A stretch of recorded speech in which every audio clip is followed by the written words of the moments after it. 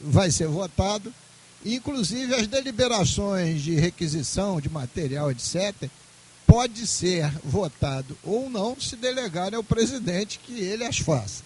Então, tudo é votado. Mas imagina essa CPI especificamente. Qual é o papel da oposição? Em cima da indignação, resistir. Ora, então vou dizer o que eu acho sinceramente. Se eu sou o Eliomar, eu não dou essa vaga para o Raimundo de jeito nenhum.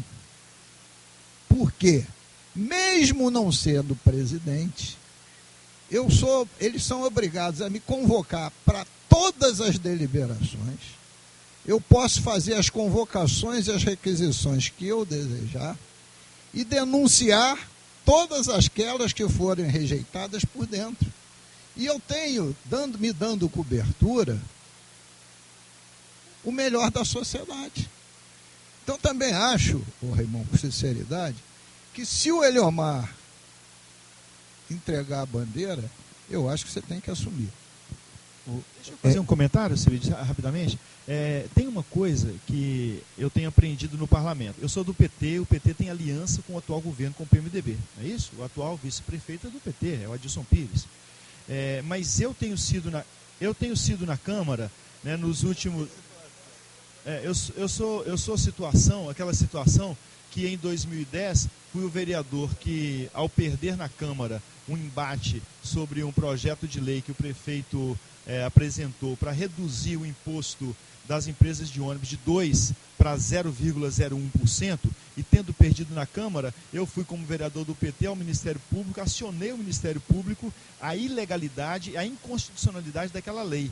E aí o Ministério Público ficou calado, não me respondeu. Eu tô cutucando, não me respondeu. Sabe quando me respondeu? Agora, no dia 10 de julho, dizendo que o meu pedido tinha sido arquivado por improceder, por de fato considerar que de fato a lei era constitucional, quando na verdade não é inconstitucional. Né? Cabe recurso. E aí eu queria dizer o seguinte, nesses 4 anos e meio de parlamento, eu sempre fui minoria. Esse entendimento. Então, a minoria, e aí se eu voltar, por exemplo, para a figura do vereador Eliomar, o Eliomar está sendo sempre minoria. Não é verdade? Então, a minha pergunta é a seguinte, se eu não vou ficar numa CPI que eu sou minoria, o que eu estou fazendo no parlamento se lá também eu sou minoria? Né? É uma relação louca.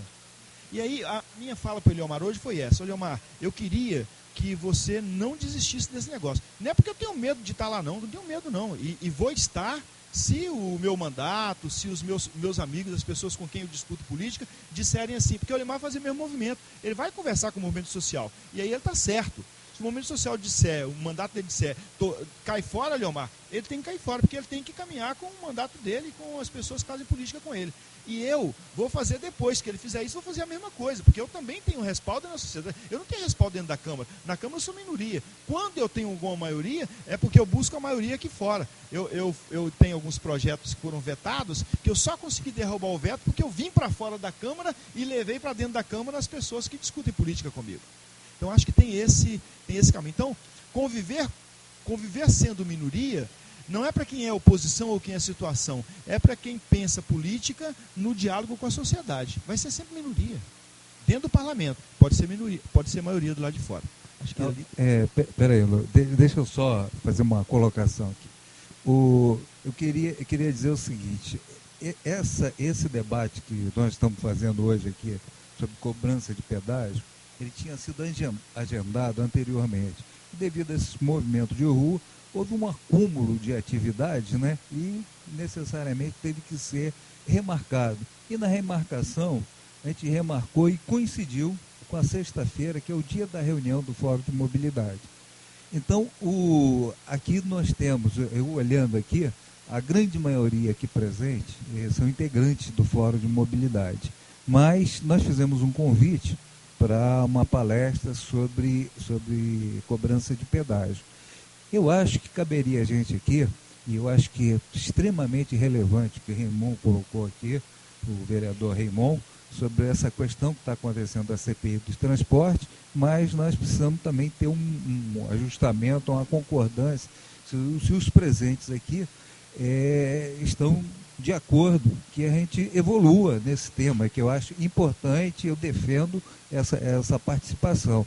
Eu gostaria que quem veio para assistir a palestra sobre cobrança de pedágio não ficasse descontente em função disso. Quer dizer, temos alguma discordância? Podemos. Então, está aberto o tema e esse tema é o tema importante. Ok. Olha só, eu pediria o seguinte, que o Iara, que não pode falar, mas pode anotar ali, anotar aqui as inscrições e eu vou passar, Raimon... Pelo meu olhar, parece que ele estava inscrito primeiro, depois ele, depois Luiz Carlos está pedindo há muito tempo. Foi você primeiro? Então foi você. Depois dele, tá bom.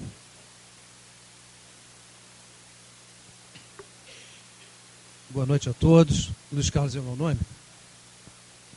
Eu sou engenheiro, sou associado do Clube de Engenharia também.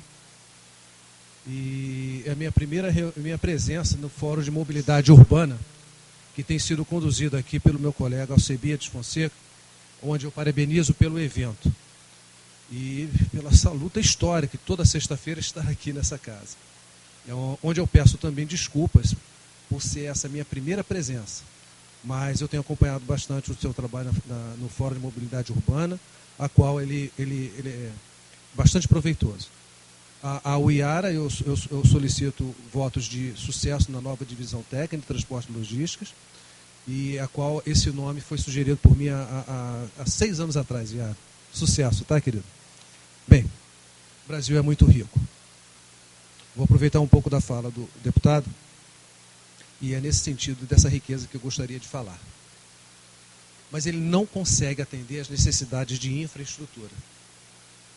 Nós demos oportunidade ao PSDB, demos oportunidades ao PT, né, porque isso aí são políticas de Estado.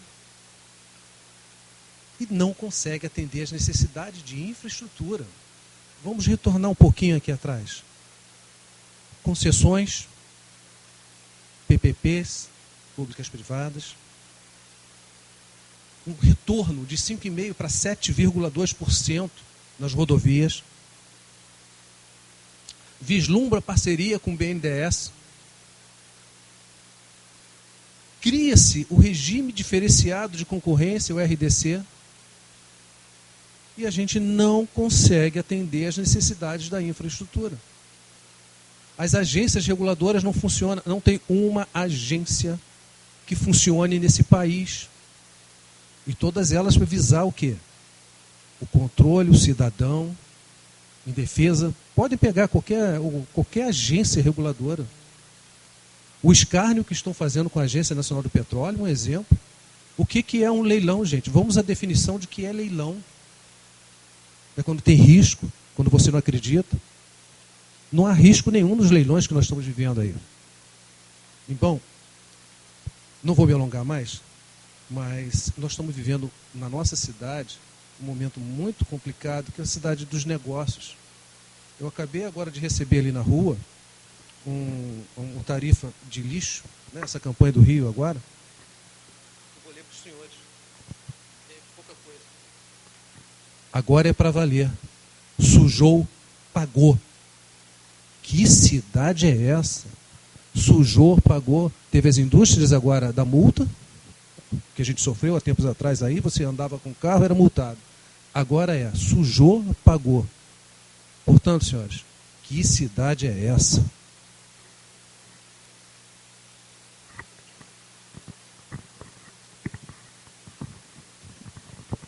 Bom, olha só, eu vou fazer essa intervenção. Cavaleiro, a questão que o senhor vai levantar em relação a mim, ou em relação a Raimon,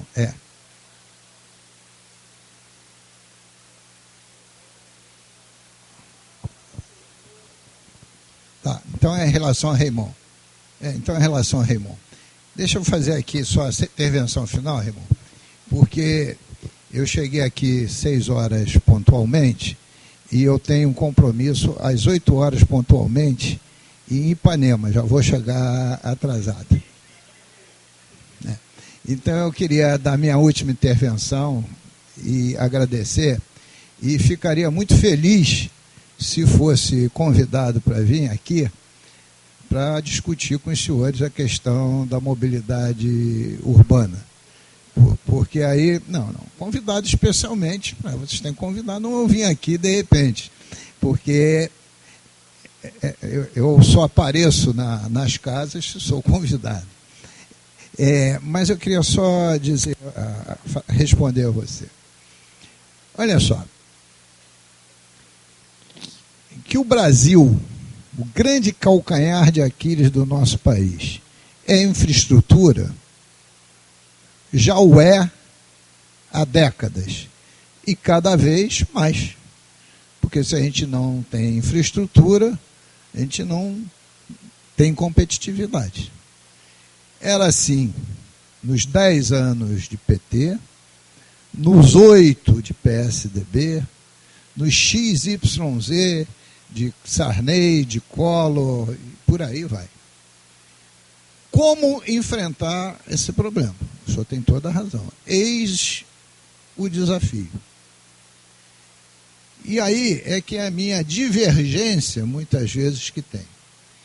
O fato de se pertencer a um partido político não quer dizer que você concorda em gênero, número e grau com que esse partido político decide. Porque senão o nome não era nem partido, era unido. Eu tenho divergências fundamentais com companheiros meus do PSDB. E tenho proximidades muito grandes com alguns companheiros do PT. A questão não é a uniformidade de pensamento. Lá na Assembleia, tudo que diz respeito à organização social, à parceria público-privada, eu tenho votado, emendado, entrado com ação direta inconstitucional contra tudo. Por quê? Porque a lógica, pelo menos aqui no estado do Rio de Janeiro hoje, é que o público está subordinado ao privado. Se você tem a lógica do Estado, você pode ter concessões, você pode ter aqui e acolá alguma privatização, mas desde que a lógica seja a lógica do Estado, né, e não a lógica do privado. Hoje aqui, tudo é a lógica do privado. Você diz assim, vou derrubar a Premetal. Aí você pergunta, por quê? Para valorizar mais os imóveis que serão erigidos. Isso é a lógica privada, não é a lógica pública. Você define o traçado do metrô da linha 1, que eu chamo de linhão, por que mudou de 4 para 1? Por quê? Porque, mudando de 4 para 1, se deu a concessão sem licitação, um absurdo jamais visto nesse país, porque o traçado da linha 4 é um traçado por Rocha, que foi licitado, e se deu a concessão de um traçado em solo, com técnicas construtivas totalmente distintas. Então, qual é a lógica? O negócio definiu o traçado. Então, quando você admite hoje, vamos fazer uma organização social, é um acordo entre amigos. Né? Então, essa que é a questão. Né? E a gente tem que ir fundo nisso. E aí a questão partidária até pode ser, mas é a questão também da qualidade de quem senta na cadeira. E o movimento que a gente vê nas ruas hoje, que eu estava aqui colocando, é o movimento de indignação. Você olha para todos os lados, motivos tem aos quilos para você se indignar. O parlamento, quando eu falo governo e oposição, eu estou falando em maioria e minoria. E as minorias que vão resistir são sempre pequenas. Na Assembleia são 70 deputados. A maioria é 58, a minoria são 12. E tem divergência dentro dos partidos, porque não tem 12 do mesmo partido. tem dissidentes de alguns outros partidos. Então, esse que é o tema, né, que eu acho relevante, e por acaso ou não, as duas políticas públicas que mais isso se acentua, o interesse privado acima do interesse público, são nas políticas de transporte, de mobilidade urbana e na área de saúde. Então, fico aqui à disposição. Muito obrigado.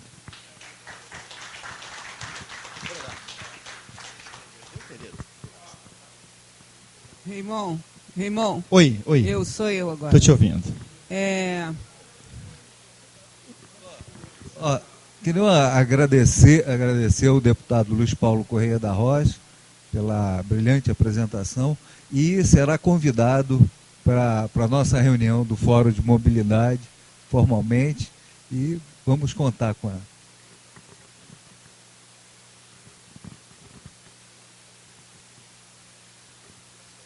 Ok. Agradecer ao Luiz Paulo aí por partilharmos aí essa conversa na noite. Um abraço, Luiz Paulo. Você tinha pedido a palavra, não é? Com você. Acho que seu microfone está desligado. Agora eu sou ligou. moradora de Jacarepaguá, sou membro da MAF e também frequento o Fórum de Mobilidade Urbana. Lá em Jacarepaguá, nós sofremos com uma única empresa para atender todo aquele pessoal. Nós somamos, com o último censo de 2010, quase 1 milhão de pessoas, de todos os bairros da Baixada de Jacarepaguá.